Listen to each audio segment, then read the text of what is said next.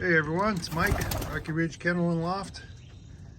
It's about 8 o'clock in the morning, and I'm going to take these guys out probably about 30 miles and give them a little bit of exercise. Well, they've been loft flying, but get them out and they can get a refresher course on homing ability. Yeah, let's see, it's not a great day, but so what I do is I start way down at the end, way down there, and I scoot them all this way until they all come into the crate, and then I put something in front of the door and take the crate and put it on the back of the truck. Oh, look at that, got an egg. Yeah, that's because it's been so warm out for such a long time, like for about a week and a half now. It's been 70 degrees plus. Unseasonable weather. All these birds are pretty much through the molt now, and they're starting to look sharp again. I had 23 birds, racing pigeons, that completed the season, and I already took some out of here and put them in the stock loft, my high-ranking birds for breeding. So anyway, I'm gonna fly these guys in the old bird season, because you never know.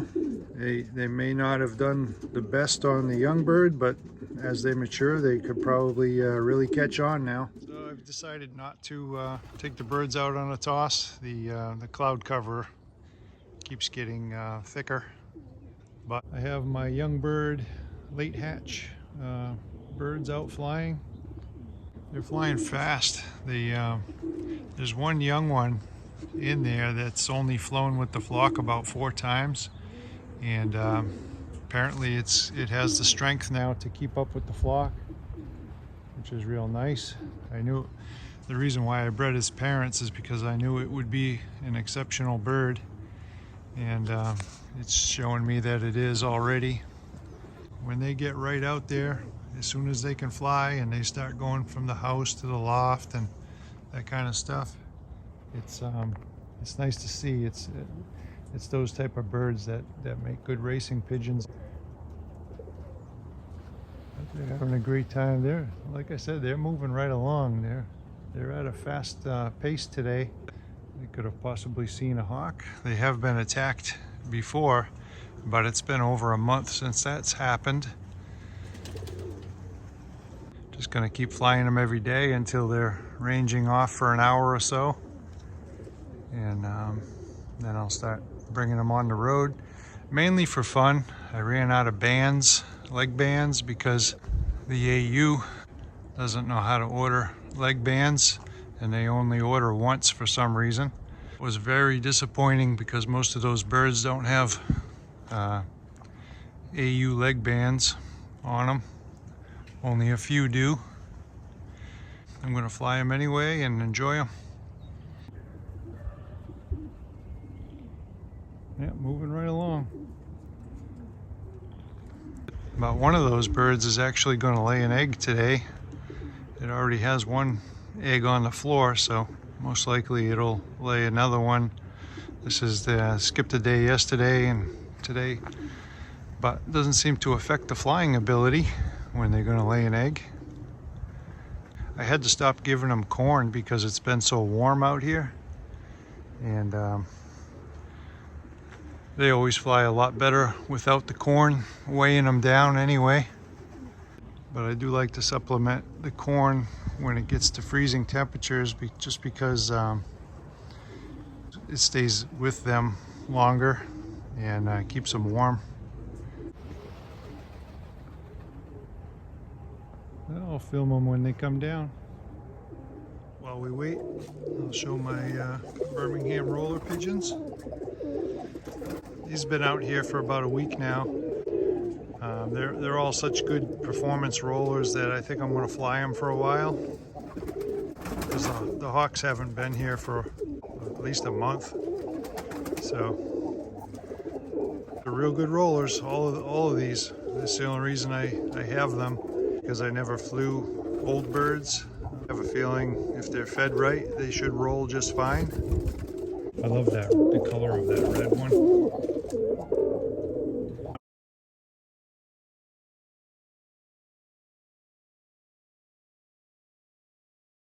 That's a great roller right there. They got the 3-in-1 in their water.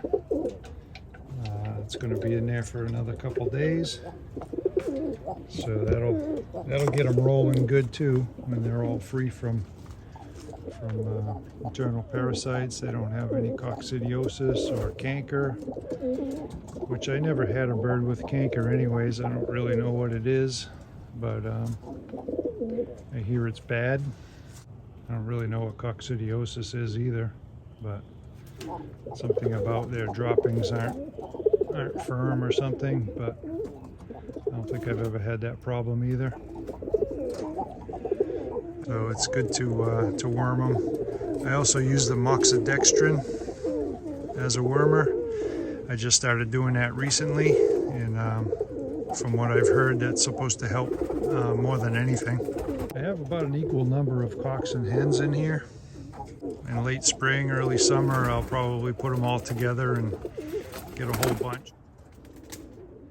My number one bird, I thought I lost it until I went to the club to drop off my birds for a race, and somebody handed them to me and said, "Hey, your bird's been in my loft for a week.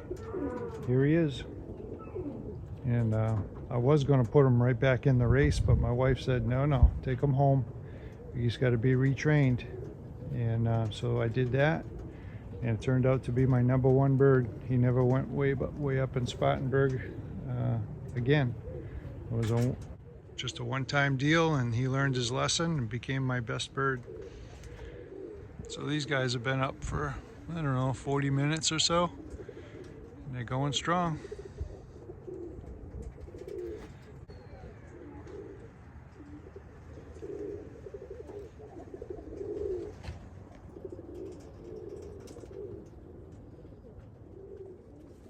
So they just came down. They've been flying for a little over an hour. And apparently I've been feeding them plenty. They all trapped well, but they're not overly hungry for sure. That's a pure Jensen. That's a Trenton. That's a pure Jensen right there. Let's see, that's a pure Jensen right back there with the black tail. A lot of them I don't know what they are. They're kind of mixed birds that Jack Burak sent me to try, like that red one, that one across from it. I bred that one with the red highlights from some of Jack's birds. So we send birds back and forth to each other to try out, and it's kind of nice. That's the young one I was talking about that has only been flying about four times, and it's turning out to be an exceptional bird. I believe it's a cock bird. That's my good boy there. Pure Jensen blue bar, pure Jensen blue bar. I don't know the breed of those two blue bars, that one and that one. They came from another friend in South Carolina. Every one of these is flying well. That's the egg that I was talking about right there. I do need to clean up this loft a little bit. Nothing serious, but could use a little bit of cleanup. Get this out of the way. I don't know why I didn't do that first. Yeah, these are my beautiful birds. That guy's going to be a super breeder right there. He's always chasing the ladies around, that blue bar with the two black dots on his back. I have three pure whites in here, are half Morvet and half Rocky Ridge. So that experiment has turned out really well because they've always been good flyers from day one since I put them in here. Whether I race them or just enjoy them, it's all the same to me. I just enjoy them. That Tiger Grizzle was from for my color project, and he turned out to be exactly what I was trying to produce.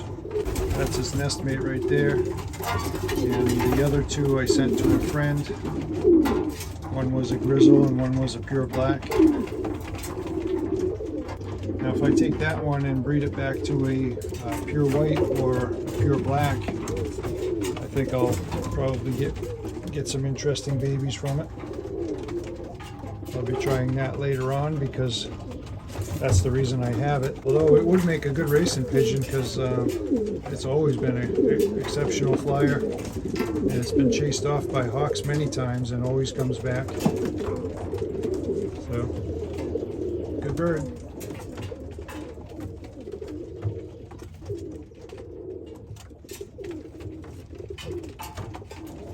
But just thought I'd show off the birds a little bit. It's always a source of pride of mine, and I know people love to see the birds. So, well, thanks for watching, everybody. Have a great new year, a very prosperous and fulfilling new year. Thanks, everyone. Please subscribe to the channel, and catch you on the next video.